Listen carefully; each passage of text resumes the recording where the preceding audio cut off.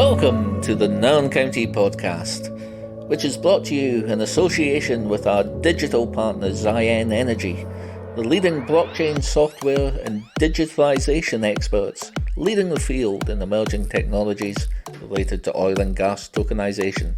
For more, go to ziyen.com. Well, it's been a busy week here at Station Park with a number of developments, none more so than the capture of our first summer signing, Calum Howarth from Forest Mechanics.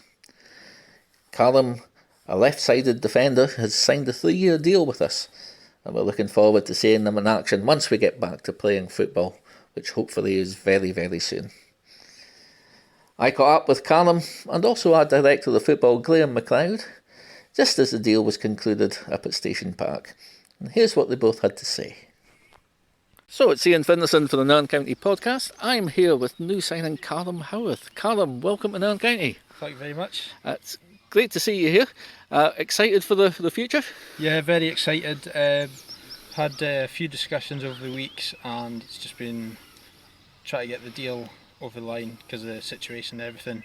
So it's good to get it done now.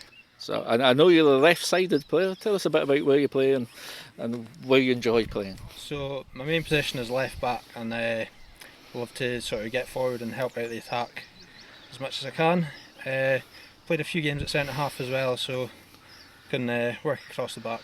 And I know you've been with Forest last season. You were with Carly Thistle as well as a youth. So tell us a bit about that. I came up through the Cali youth system from about under 8s, and then I played up until the under 20s, got 3 years full time, and then unfortunately didn't get into the first team. Then I joined Forest, had a few good years there, but have to... A new challenge. Yeah. Well, listen, it's great to have you at Station Park, and as soon as we finally get back kicking a football, we're looking forward to seeing you playing. Definitely, hopefully it's not too soon. Absolutely. Welcome, Cal. Thank you. So it's Ian Finlayson with the Nairn County Podcast. I'm joined by Director of Football Graham McLeod here at Station Park. Graham, we've just had some good news. Yeah, we're delighted to be able to bring in Calum Howarth to the football club. Calum's a defender who was previously with Forest Mechanics. He spent 4 seasons with Forest. Previous to that, he was in the youth team at Carly Thistle. He's 24 years old and brings, as much as he's still approaching his prime, brings a lot of good experience from his time at Forest. I think Forest, had a solid seasons in the time he was there. He was part of a team that did well, so to be able to bring that sort of player to the football club is encouraging for us. Delighted to see him. Another part of the jigsaw. Yeah, I think it freshens things up a little bit defensively. I think if you look at the players we have that play at the back, I think all of them have been with the club for at least 2 seasons now, so it brings in a bit more competition. It freshens things up a little bit. He's a versatile player as well. He can play left of the centre halves, he can play left back, he can play in a defensive midfield role as well, so being a naturally left-footed player as well brings a little bit more balance to the team. So yeah, all things considered, we're delighted. I know the manager has been tracking him for a while, so it's good to get it over the line. Fantastic. Thanks very much, Graham.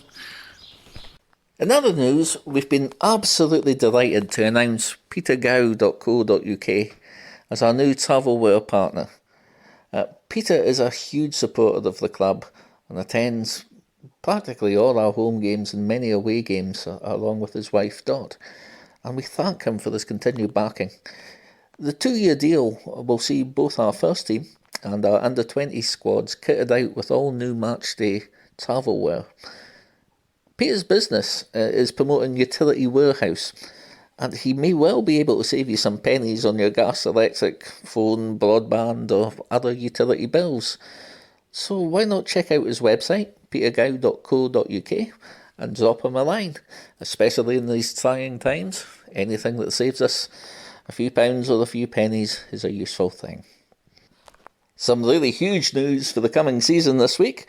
We've launched our brand new home kit. The Puma branded yellow shirt will be teamed with a black shorts and black socks this time, and it's available to pre-order. It looks wonderful. Check it out on our Facebook page or go to nairncountyfc.co.uk/shop for more details and to place your order. Finally, our County Against Coronavirus community efforts continue. And this Saturday morning, I caught up with our committee member Cindy Milne and also Chairman Donald Matheson to talk about this and other topics. Here's what they had to say.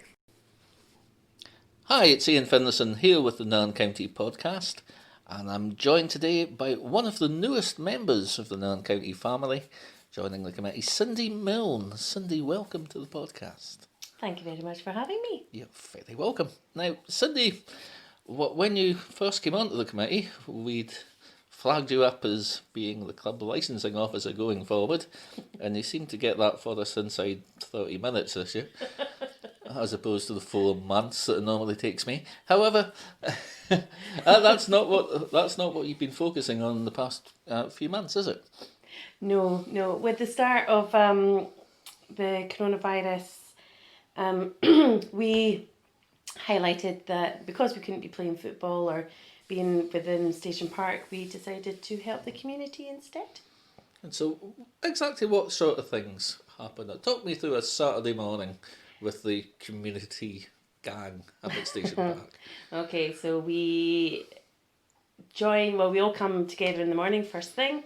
Socially distanced. Socially distanced, of course. Yes, actually we are. Here we are. And we collect a list of jobs that we need to get done for the day. So you, Ian, obviously collect all the orders from people and tasks that people are wanting. So we do things like shopping. I think you've done dog walking. Dog walking. And picking up prescriptions. I've gone round and had like chats with people as well.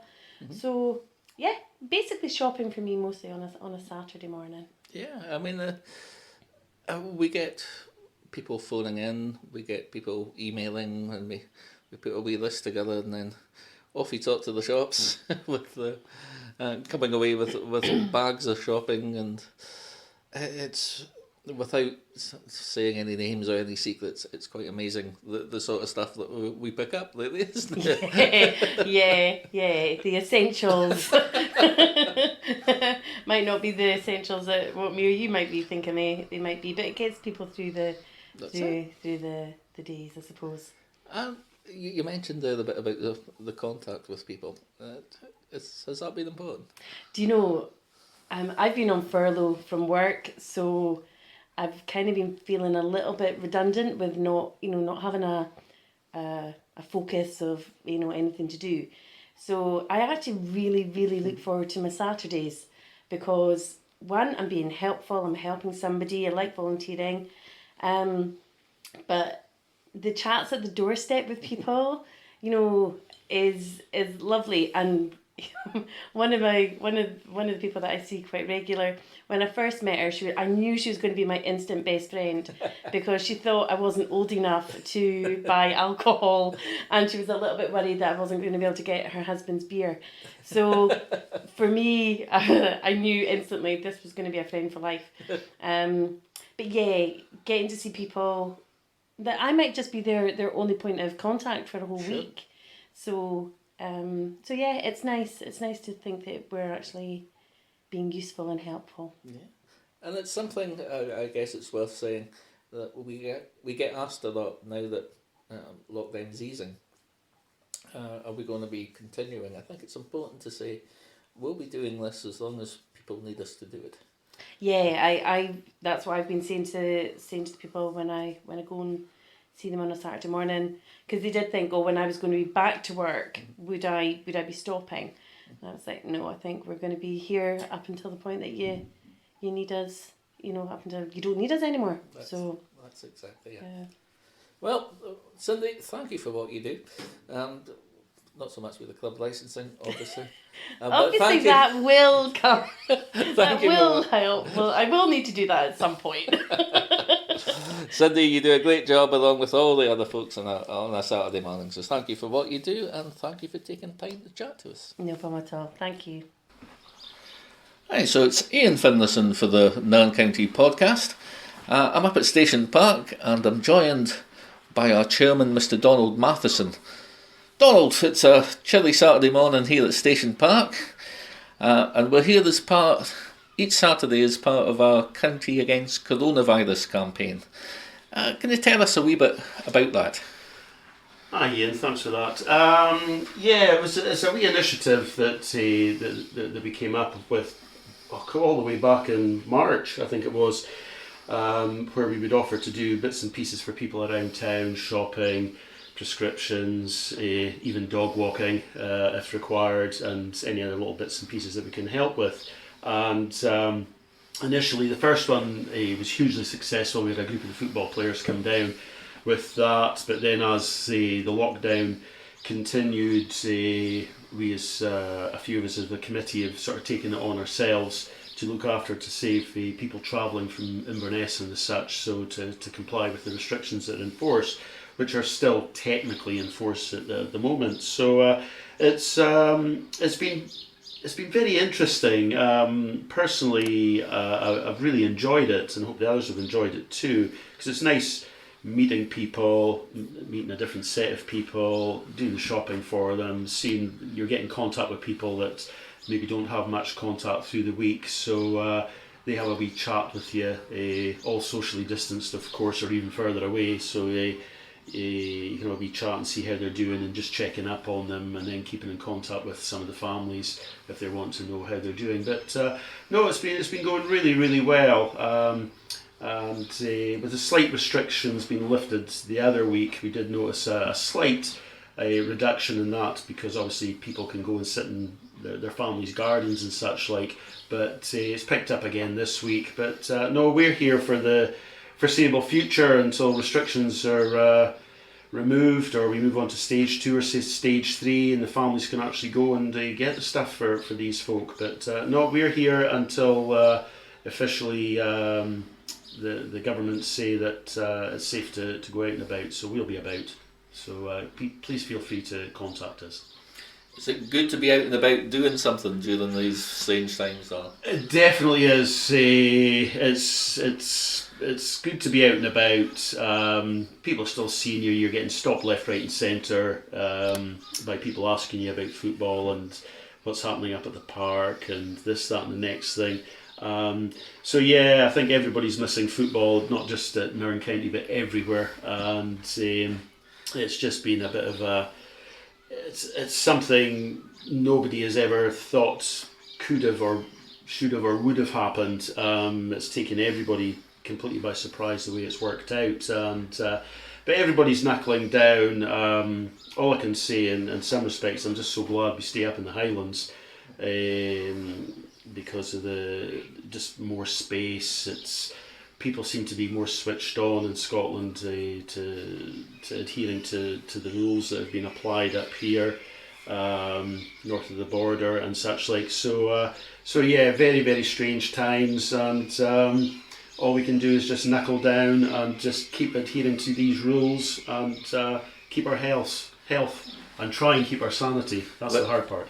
Which kind of takes me to the question which I get asked a lot, and I know Graham McLeod, when I talked the other day to Graham, gets asked a lot. You're the chairman, you have the inside scoop on this. When's football coming back, Donald? When's football coming back? As things at the stand at the moment, it's not in the Highland League. I know the Premiership are planning on coming back on the 1st of August behind closed doors, possibly followed by the Championship. Leagues 1 and 2, got no idea. But when it comes to the Highland League, there's no decision. We're governed by what the SFA say to us, and the SPFL, and then the Highland League Management Committee.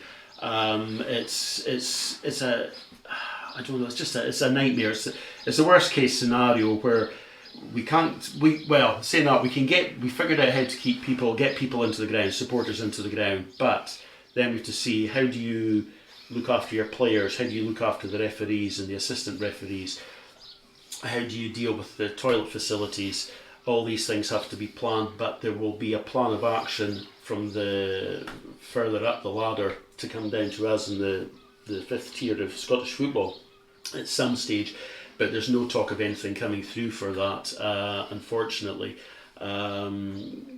It's just genuinely just do not know. until somebody says from higher up that this is what you're going to do, we're completely tied. All we can do is look after the maintenance of the ground and try to get everything prepared in advance. So if we're given the go ahead, bang, we can start and we can get games on. That's the important thing. Games on for us, important financially, and games on for the supporters, because everybody's missing football. Yeah, indeed.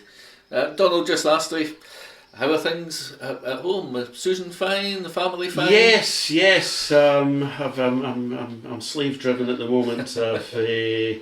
Yes, the garden is looking better than I think it's ever looked. Even myself, I'm in furlough at the moment, and I'll be going back to work soon, and effectively just covering the emergencies and urgent jobs at the moment.